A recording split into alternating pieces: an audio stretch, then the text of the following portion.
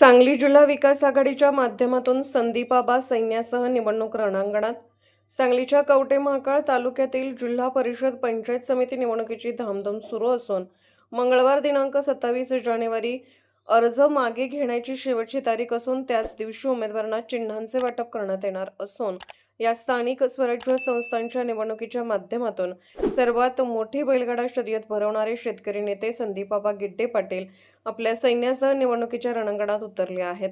त्यांनी कवठे महांकाळ तालुक्यात होणारा बहुचर्चित ड्रायपोर्ट प्रकल्पाला मंजुरी मिळवण्यासाठी प्रयत्न सुरू आहेत। तसेच शेतकऱ्यांच्या प्रश्नासाठी सतत कार्यरत असतात।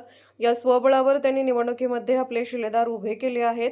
जिल्हा परिषदेसाठी ढालगाव गटातून रावसाहेब राजाराम पाटील रांजणीमधून, अनिल सदाशिव पवार कुचीमधून, रमेश कोळेकर तर देशिंग जिल्हा परिषद गटातून अपक्ष पुरस्कृत तर पंचायत समिती गणातून कुचीमधून स्नेहल विजय माळी, हिंगणगावमधून सिद्धार्थ लोंढे, कोकळेमधून पूजा ओलेकर, देशिंगमधून अक्षता जगताप, मळणगावमधून सुहास भोसले, नागज गणातून अनिल शिंदे तर ढालगाव गणातून अपक्ष पुरस्कृत उमेदवार या आघाडीच्या वतीने देण्यात येणार असल्याने या आघाडीचा प्रभाव या स्थानिक स्वराज्य संस्थांच्या निवडणुकीमध्ये नक्कीच दिसल्याशिवाय राहणार नाही।